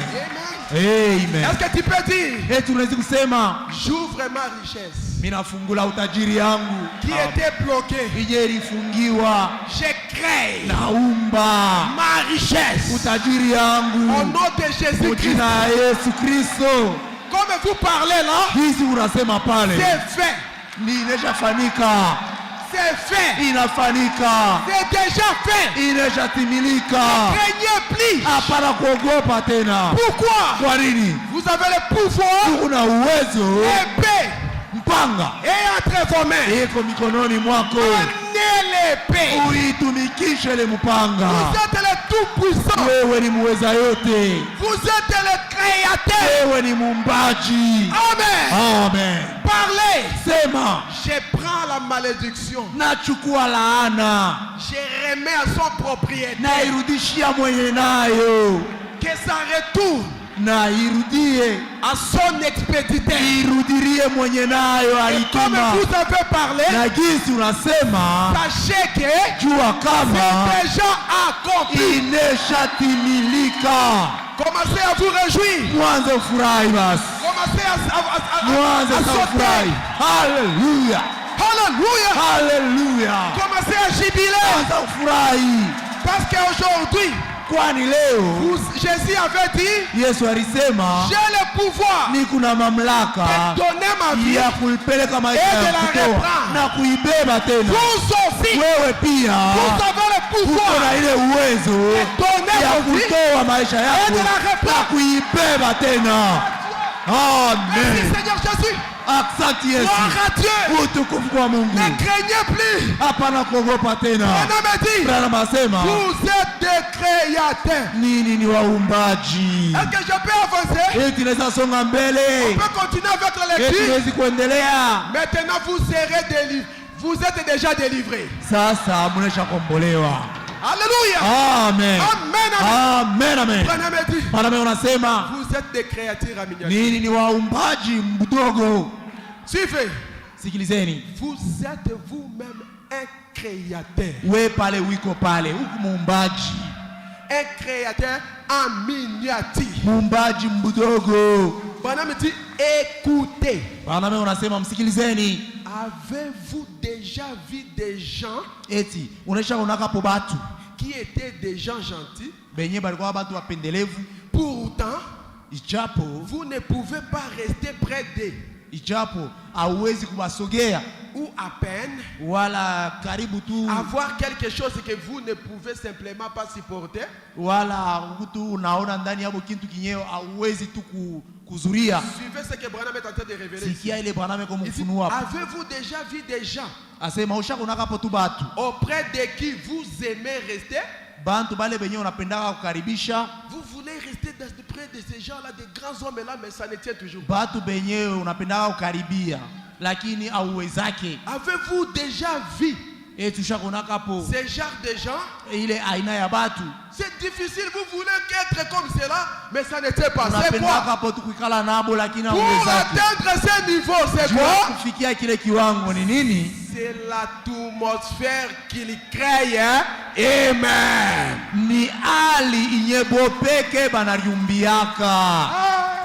Amen. Tu veux être parmi les grands? Unapenda kuwa katikati ya wakubwa. C'est l'atmosphère Ni hali que vous allez créer iye utaumba vous-même we peke, qui fera que njo yenye itafa vous kama soyez compté parmi les grands. bakubalule katikati ya bakubwa. Si tu veux être grand, Kama unapenda kuwa mkubwa, n'allez pas chez les féticheurs. hapana kwenda kuona bamfumu. Si tu veux être grand, Kama unapenda kuwa mkubwa, n'allez pas chez les sorciers. hapana kwenda kwa Si lozi. tu veux être Kama grand, unapenda kuwa mkubwa, demeurer dans la parole, bakia protéger. ndani ya neno letu C'est ce qui kulisha créera na itaumba l'atmosphère ile hali en vous-même. ndani yako Vous deviendrez na grand. utakuwa mkubwa.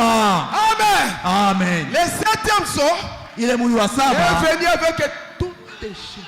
ilikuya na byote Quand byote. Jésus est descendu Wakati Yesu alikuya à 107, kule ku sunset, il est descendu avec tout. alishuka na byote. Tu vas pleurer. Utaria Mais il te dira tu pleures quoi? atakuonesha sa unariaka nini, Pourquoi crier? unalalamikiaka nini, Parle simplement. tuseme tu lwako Criez quoi? unariaka nini. Vous avez le pouvoir Kuna mamlaka de changer ya kubadilisha la mort mauti à la vie. ikuwe uzima. Savez-vous cela? Eti unajuaka ile. Bon, je vais terminer. Bon, nitamaliza Je vais terminer. nitamaliza. Oh, je peux même me limiter ici. Napenda hata kushimamia hapa. Est-ce que je peux me limiter Eti ici? mezi kushimamia hapa. Je peux continuer? Niwezi kuendelea. Est-ce que je peux continuer? Eti mezi kuendelea. Bon, je continue. Niendeleshe bashi. Acte chapitre 1. Matendo ya Mitume sura yake ya kwanza, 15. Acte chapitre 15. sura yake ya 15. Adieu. Utukufu wa Mungu. Merci Seigneur Jésus-Christ. Aksanti Bwana Yesu. Le verset 21. Mstari ya 21. Amen, amen. Amen. Suivez. Sikieni. Alléluia. Amen. Oh, je me sens très bien déjà. Nashikia furaha Je vois déjà kabisa. quelqu'un libéré. Naona mtu anesha kukombolewa. Grâce à quoi? Kupitia Grâce à nini? Branham. Kupitia tu Branham. Tu peux dire que pourquoi toi tu aimes toujours Branham, tu aimes toujours Unaweza Branham. unasema wewe njoni unampendaka tu Branham mpaka Branham mpaka Branham. Je n'ai pas autre prophète à ces derniers jours. Shina na mwingine nabii mwi wakati ya mwisho ndio wote Mon saint prophète, takatifu, nabii takatifu wangu, Mon saint prophète, wangu nabii mtakatifu c'est Branham. ni Branham. Kuneshi Je n'ai pas aussi d'autres prédications en dehors de Branham. yote shina hata na mahubiri nyingine nizi kuleta,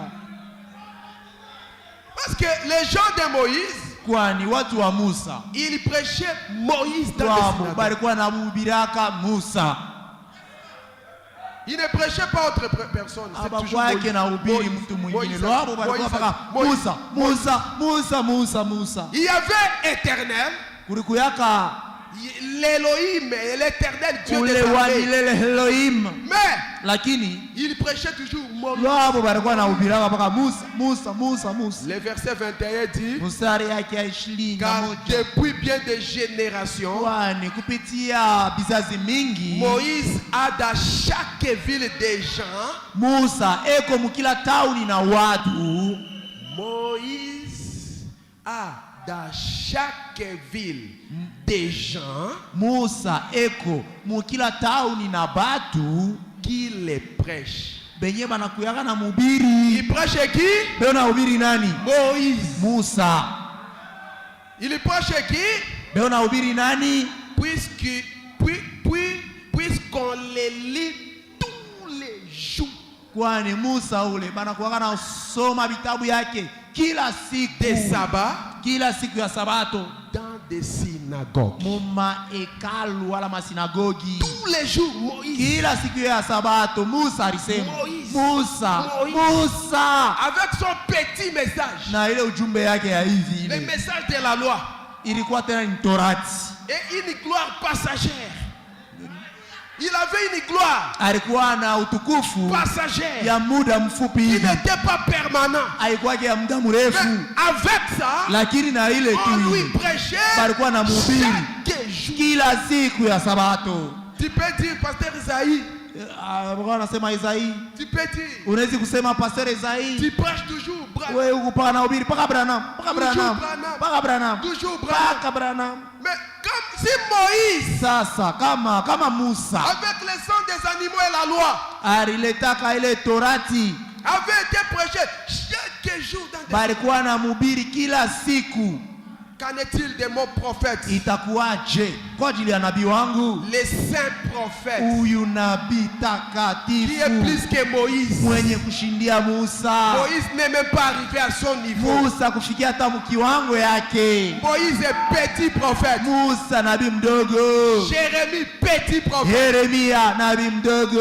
Malachi, petit prophète. Malakia nabii mdogo. Jean-Baptiste, petit prophète. Yohane Mbatizaji nabii mdogo. Tous ces prophètes là Wale dans l'Ancien manabii Testament. wote bagano la kale. Petit prophète. Batoto. Même Paul dans le Nouveau Testament. Hata bagano jipya. Même Paul Hata Paulo dans le Nouveau Testament. katika agano jipya. Petit apôtre. Dogo tena. Paul a essayé de se vanter. Paulo alipima kujifunavuna. Je connais Niko najua. connaissance. Najua les niko. profondeurs, les mystères, je connais. Hey, hey, hey. Najua mikale kimya minja najua. Dieu lui dit, Paul, Mungu anamsema Paul, tais-toi. shusha. Viens. Shusha. Je vais te faire voir. Kuya nitakuonesha. Que tu n'es que petit. Takuonesha sema huku tu Tu hivi. n'as rien. Hauna na kitu. Il lui a monté Alimupandisha dans la gloire katika utukufu. pour le faire voir Juu ya les kumshotea temps de la fin. wakati ya mwisho. Et quand il a vu les temps de la Na fin, wakati aliona ile wakati ya mwisho. Paul dit, Paul anasema, mes frères, hapana bandugu yangu. ce que je viens de voir Hili là, natokea kona hivi. Hapana. moi Paul j'ai prêché, Mie Paulo nilihubiri. j'ai bien prêché des Mie choses. nilihubiri kabisa. Je vous dis Lakini que ni ce unanionyesha que j'ai prêché là, hivi nilihubiri. ce n'est qu'une partie. Ni sehemu Je tu. connais Najua en partie. sehemu. Je prophétise Ninatabiri en partie. ni sehemu tu. Lakini Oh Dieu, utukufu kwa Mungu. Mais Kwa lakini quand ce qui est parfait wakati mkamilifu sera venu, itakuya, tout ce qui est partiel yote ilikuwa ya nusu disparaîtra. itapotea potea. Utukufu kwa Mungu. Aujourd'hui, Leo les parfaits mutaka et sur la terre, eko pa udongo cette lettre, yenye kubakia 7 lettres. Hii barua. 7 lettres. Hii barua. 7 chiffres. Chiffre 7. Hii maherufi 7. Chiffre 7 c'est la perfection. Herufi 7 ni ukamilifu. Voilà les parfaits. Yeye ule mkamilifu. Et quand lui le parfait. Yeye ule mkamilifu. Tout ce que Paul a prêché yote nye Paulo alihubiri disparaît. Inapotea. C'est pourquoi Ndio maana Branham me dit, Branham iko nasema moi mie j'ai prêché comme nilihubiri sa vile Paulo. Ça c'est la vérité. Ile ni ukweli. Mais lakini Paul n'a pas prêché comme Branham. Ashikubiri sa Branham. Amen. Amen. J'ai prêché comme lui. Nilihubiri sa Paulo. Mais lui lakini yeye n'a pas prêché comme Branham. Ashikubiri sa Branham. Parce que le niveau que Branham était arrivé, kipimo ya Branham, Paul n'était pas arrivé. Paul akufikiake kule. Il avait vu ça de loin. Alionea kambari. Il avait salué ça de loin. Alisalimia lwambari. Il a dit, alisema attendons tuchonge la venue du parfait. ujio ya mkamilifu. Quand lui là ile wakati viendra, atakuya, tout ce que nous connaissons ici yote yenye tunajua hapa disparaîtront. itapotea potea. Pourquoi aujourd'hui leo tous les messages de Paul ujumbe yote ya Paulo est englouti inesha mezewa dans les messages de William Marion ndani ya ujumbe wa William Branham? N'est-ce pas merveilleux? Eti si ya majabu Après les gens de William Marion Branham, William Marion Branham, nous sommes les gens tukupatu de William Marion Branham. C'est pourquoi nous prêchons aujourd'hui. Branham a dit. Branham anasema. Branham a dit. Branham anasema. Branham a dit. Branham anasema. Branham a dit. Branham anasema. Si tu es prédicateur, kama kumhubiri et que tu passes ici derrière na la chaîne, unapita nyuma ya ne mimbari, venez pas avec votre pensée. hapana kuwa na mafikiri yako. Dis-nous. Sema. Branham a dit. Branham anasema. Branham a dit. Branham anasema. Branham anasema. En nous disant Branham a dit, wakasema Branham anasema, c'est la vie éternelle pour nous. uzima milele Acclamez le roi des rois. Shangilie mfalme wa falme. C'est merveilleux. Ni majabu. Oh, alléluia. Alléluia. Gloire à l'éternel. Utukufu kwa milele. Merci Seigneur. Asante C'est Bwana. pourquoi moi je prêche toujours Branham. Ndio maana lwangu mimi nahubiraka paka Branham. En prêchant Branham, Kumhubiri Branham, je ne nie pas Jésus. mishishakie wala kubisha Yesu. C'est Jésus Lakini Yesu qui a envoyé Branham. ndio mwenye alimtuma Branham. C'est Jésus Yesu qui est le Dieu de Branham. ndio Mungu wa Branham. C'est Jésus Yesu qui est le Dieu de tous les ndio prophètes. Mungu wa wote. Mais Lakini pour les messages, kwa ajili ya ujumbe, pour la déposition des messages, juu ya kutiliwa kwa ujumbe, Branham est plus que tous les prophètes. Branham anashindia manabii wote.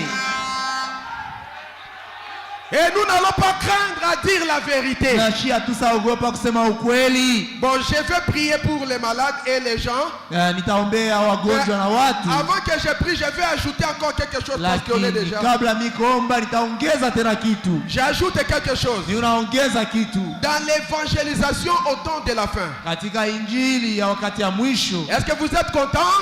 Eti mnatupa moja. Ok. Moi aussi, je me sens très bien. Mimi pia najisikia mzuri. L'évangélisation au temps de la fin.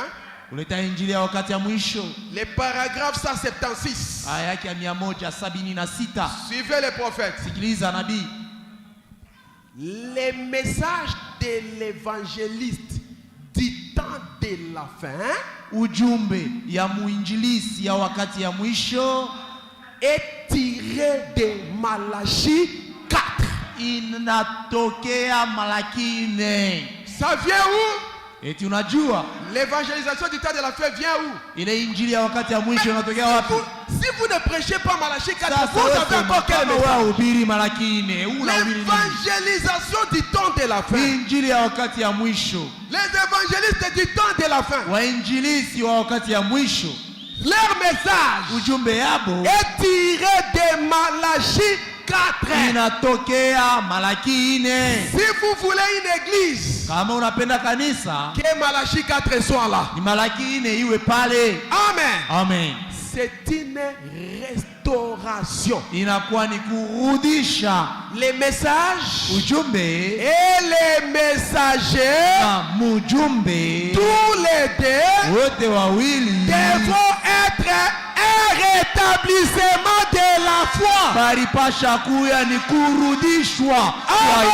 imani.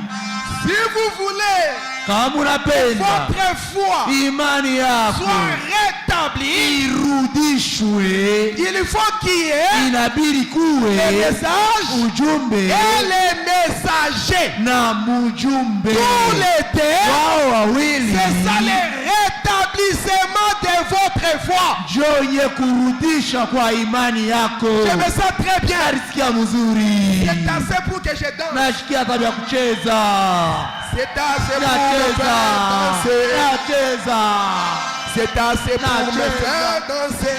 Inanipatia furaha ya Tous kucheza. mes péchés sont Madhambi yangu pardonnés. inasamewa. Je suis en route pour le Niko ciel. njiani C'est kwenda assez pour mbinguni. me faire danser. Inatosheka njoo kunichezesha, C'est assez pour me faire sauter. inaenea njoo kunirukisha, C'est assez pour me faire sauter. inaenea njoo kunirukisha.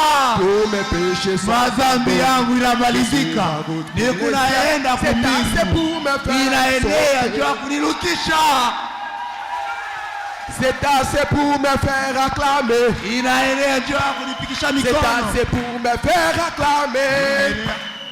Tous mes péchés sont pardonnés, Je suis en route dans le ciel. C'est assez pour me faire chanter. Suivez. Sikilizeni. C'est assez pour me faire crier. Amen, amen, amen, C'est amen, assez amen. pour me faire crier. Amen, amen, amen. Tous mes péchés sont pardonnés. Je suis en route vers le ciel. C'est assez pour me faire crier. Oh, gloire à Dieu. Hey, utukufu kwa Mungu. Amen. Amen. Gloire à l'Éternel. Utukufu kwa milele. Ceci nous fait du bien. Inanifurahisha sana. Écoutez, Sikia, comme tu es dans la joie là, jinsi uko katika furaha pale. sachez que ces démons là sont déjà partis. Iwa kusema mambo yako inaisha kwenda.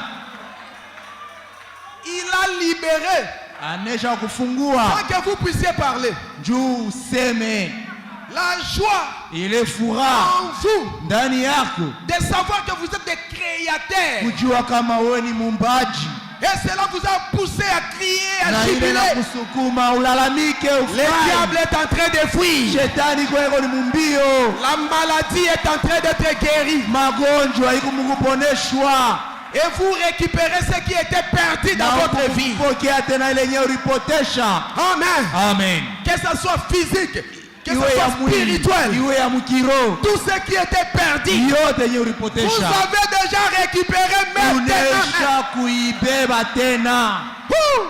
Hey, De savoir aujourd'hui, kujua tu leo Dieu, Mungu aujourd'hui, leo c'est Branham. ni Branham, L'expiation du péché. maondoleo ya zambi, Le péché est expié. mazambi naondolewa.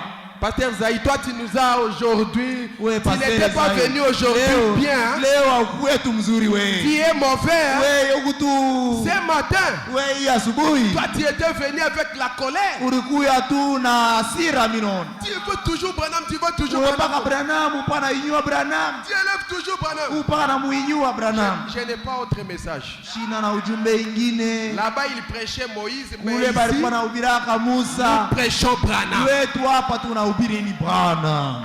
Bon, je vais descendre. Bon, hapa nitashuka kidogo. Je mets maintenant l'équilibre. Tatia sasa msimamo Je sais mzuri. qu'on vient de passer des zones de turbulence. Najua kama tunatokea ile mafuasha mtikiziko. La ceinture était bien serrée.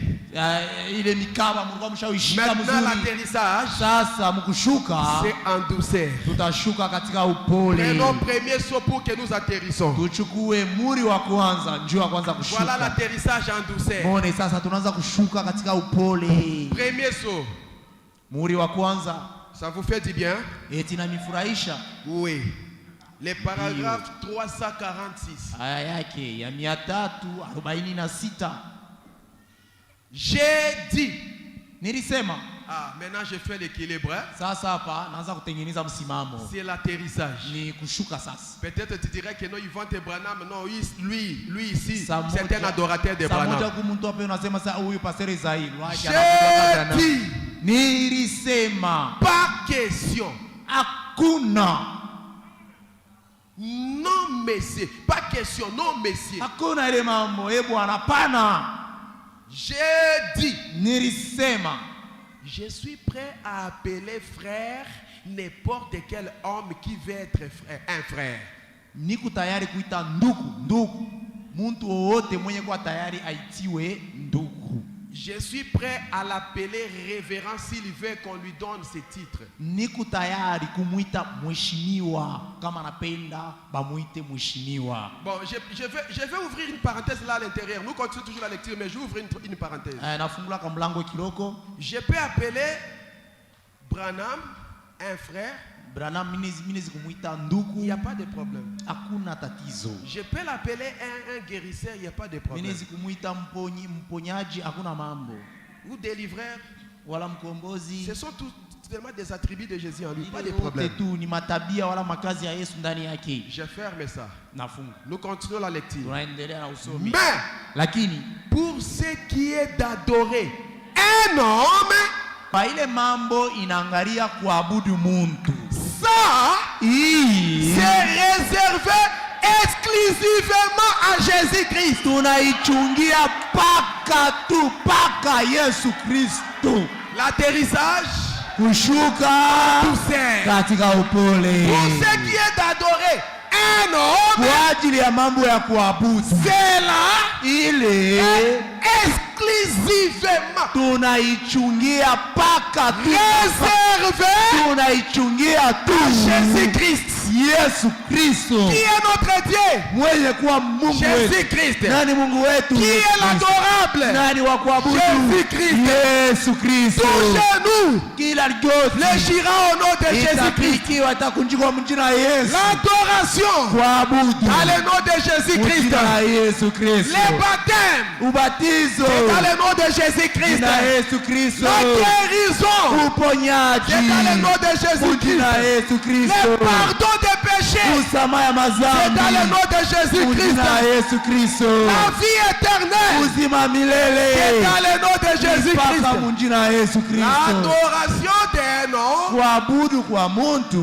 est réservé, banaichungia domaine privé, ile ni kiwango kia muntu moya exclusivement mmoja tu réservé balichungia par Moïse, aina Musa par Branham, hapana Branham, mais à Jésus-Christ. lakini Yesu Acclamez le roi des Kristo. rois. Mshangilie mfalme wa Acclamez falme. le Seigneur Jésus-Christ. Mshangilie Bwana Yesu Kristo. Oh, Amen. je peux appeler Branham Nezi kuita Branham rédempteur. mkombozi, Pas de problème. hakuna Mais tatizo, je ne l'adorerai. lakini shita mwabuduaka kamwe. Je n'adore pas Branham. Shiabuduake Branham. Je ne peux pas aussi l'adorer un jour. Shiwezi hata siku moja kukotola Le Dieu kumwabudu que j'adore, Mungu mwenyeni kunabudu. son nom, Jina c'est le yake Seigneur Jésus-Christ. ni Bwana Yesu Kristo. Où est-ce que je l'adore?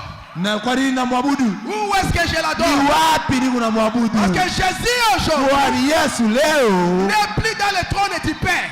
ashina ndani ya mwili ya mtu. Alléluia.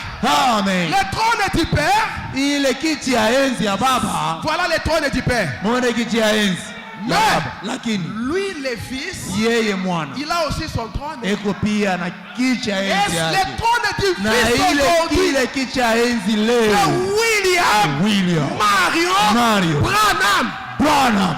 Amen. Amen. Nous n'adorons pas Dieu aujourd'hui. Hatuabudu Mungu leo kumbingu. Non. Hakuna Bwana. Aujourd'hui, Leo le ciel est vide. mbingu ni wazi. Si vous allez au ciel, Kama unaenda kumbingu il n'y a que des fumées. utakuta hakuna kitu, Des fumées. kupaka shimoko. Jésus n'est pas là. Yesu kule anako. Le 7e saut Ile muri wa a saba déjà ramené isha sur kumhamisha, la terre. isha kumhamisha pa Quelle est udongo. cette terre? Ni udongo gani? La terre aujourd'hui, Udongo leo William, William Mario, Branham. Branham. Branham. Il est le trône de Dieu. Yeye ni kiti ya enzi ya Mungu. Aujourd'hui, Leo nous adorons Dieu tukunaabudu à Mungu l'homme. ndani ya muntu. Acclamez le roi des rois. Amen. Mshangilie mfalme wa Acclamez le wafalme. roi des rois. Mshangilie. Acclamez le roi des rois. Mshangilie mfalme wa wafalme. L'atterrissage Kushuka en douceur. katika upole. On peut voler. Tunaweza tunapanda. Voler. Tunapanda. Voler. Tunapanda. Mais sachez que Lakini mjue kama l'atterrissage kushuka est en douceur. katika upole. Alors, Basi est-ce que si nous adorons, je termine en disant ceci. ni unamaliza kusema hivi, Si nous adorons Nene Branham, kama tunabudu Branham, est-ce que Dieu va nous exaucer ou comment? eti Mungu atatukubali wala bitakuwa je? Bon, ici je n'ai pas de réponse. Hapa lakini shina na C'est William Branham qui prêche. Hein? William Branham ndio na C'est lui qui ubiri. va nous donner la réponse. Yeye ndio atatupatia jibu. Vous qui avez besoin Wewe mwenye de savoir kuhitaji, l'adoration au nom de Branham. wewe mwenye kupenda kujua ile mambo ya kuabudu munjina ya Suivez Branham. maintenant William Branham, Sikia sasa ule mwenye mnapenda kuabudu comment ile il prêche. ile yeye mwenyewe anahubiri. C'est la dernière citation. Sikia ni andiko ya mwisho. Vous devez naître de nouveau. Munapasha zaliwa mara pili. Le 31 décembre 61. 31 mwezi ya 12 mwaka ya 61. Il dit ceci. Anasema Le paragraphe 18. aya yake ya 18. Frère Branham dit. Ndugu Branham eko nasema hivi. Frère Branham dit. Ndugu Branham eko nasema hivi. William Branham prêche. William Branham eko nahubiri. Il dit maintenant. Eko nasema sasa. Branham ou rien. Maintenant. Sasa Inclinons nos têtes pour la prière. tuinamishe bichwa yetu kwa ajili ya maombi. En nous préparant pour le message de ce matin. Mukujitayarisha kwa ajili ya ujumbe ya hii asubuhi. Nous venons dans la présence du Dieu vivant. Tukunakuya katika uwepo ya Mungu aliyo hai Avec respect na heshima kubwa. et dans la crainte. Katika heshima kubwa Nous venons tukuna kesha, nous venons dans le nom du Seigneur Jésus. tukunamkaribia mujina ya Bwana Yesu, Sachant bien que, benye kujua mzuri kama, je vous pose la question avant de continuer à terminer la na lecture. miswali kabla mi kuendelea. Ici, Branham prêche, il dit quoi? Hapa Branham iko nahubiri anasema nini? Nous venons dans le nom de Tukunakuya mujina ya Jésus. Yesu, Sachant bien que benye kujua waziwazi kama nous ne pourrions pas venir en disant hatuwezi kuya mukusema maintenant Père, sasa Baba, voici William Branham. ona basi William Branham. Ah, vous voyez l'adoration de Branham. Unashikia vile mwenye anasema. Branham dit nous ne pouvons pas Branham venir. anasema hatuwezi kuya mkusema vile. Oh Père, Baba, voici William ona Branham William Branham ou Orman Neville wala Orman ou Neville Pasteur Racheté wala mchungaji ou Rashte Pasteur Esaïe wala Pasteur ou Esaïe n'importe quelle wala personne wote muntu gani ou qui que ce soit. wala aizuru mtu gani. Si nous faisons ça, Branham dit, Kama tunafaa bien vile, Branham anasema car kwani nous serions renvoyés aussitôt. kama tunafaa vile batatufukusha kule mbari na Mungu. Nous serons quoi? Tutafukushiwa. Vous adorez au nom de Branham, vous ferez quoi? Vous serez quoi? Kama unaabudu mjina wa Branham batakuandama. Ceux qui adorent au nom de Branham, ils sont renvoyés. Wale bego unaabudu mjina wa Branham banisha wafukushaka. N'adorez pas Branham. Ushipime kumwabudu Ne Branham. venez pas au nom de Branham Hapana kuabudu mjina ya Branham. en disant que Kwa unajua comme il est le troisième trône, saa vile yeye ni kutoka kwa tatu. Branham est notre Dieu. Branham Mungu wetu. Nous t'adorons. Tunakuabudu. Nous te glorifions notre Dieu. Tunakutukuza Mungu wetu. Dieu dit, Mungu anasema, c'est William Branham qui prêche. William Branham ndio mwenye kuhubiri. Il dit, Anasema banakufukusha banakuandama. Katuka. Katuka. Si tu es ici, Kama uko hapa, sachez que Dieu t'a déjà dit, yuwa kusema Mungu anaja kufukushaka. Katuka. Katuka, twende kule. Tes prières ne sont pas exaucé. maombi yako haifikie hata pa Mais plafond. pour que tes prières Kwa ajili ya maombi, soient exaucées, juu maombi yako ikubaliwe, venez plutôt au kuya nom du Seigneur. jina ya Bwana Jésus-Christ. Yesu Kristo. Mettons-nous debout. Tusimameni bwima. Nous allons entrer au nom de Jésus-Christ. Tutaanza usonga mbele mjina la Tenez Yesu. celui-là qui est à côté de vous. Ule mwenye kwa pembeni yako, Tenez-lui umshike. par la main comme ça. Umshike mkono hivi. Maintenant, nous allons parler Hivi sasa tutasema. pour que le Seigneur Jésus-Christ qui Juu règne Bwana ici Yesu Kristo mwenye kwa hapa puisse accorder la délivrance à quelqu'un. alete ukombozi kwa mtu, Qu'il lui donne alete les désirs de quelqu'un ici. amkaburie kila mtu kufuatana na nia yake. Si c'est quelle difficulté, Kama ilikuwa ni umungu, tenez seulement à la main de celui qui est à côté de vous. wewe shika tu mkono ya ule mwenye kwa pembeni yako. C'est un créateur. Ni muumbaji ule Il unashika. est le tout-puissant. Yeye ni muweza Et yote. quand les deux tout-puissants se Ile rencontrent, wakati waweza yote wawili wanakutana, il y a quelque chose qui va se kwa passer. kitu fulani kinapasha timilika. Fermons nos yeux. Fungeni macho, Parce que le tout-puissant est ici. kwani muweza yote kwa Le hapa. tout en tout est ici. Mwenye kuweza vyote kwa hapa. La grande fontaine est ici. Ile chemchemu iko hapa. Vous pouvez me donner hier, aujourd'hui, à jamais? Hier, aujourd'hui. Il n'a pas changé. Akubadilike. Il est le même hier, aujourd'hui, éternellement. Moja jana hata milele.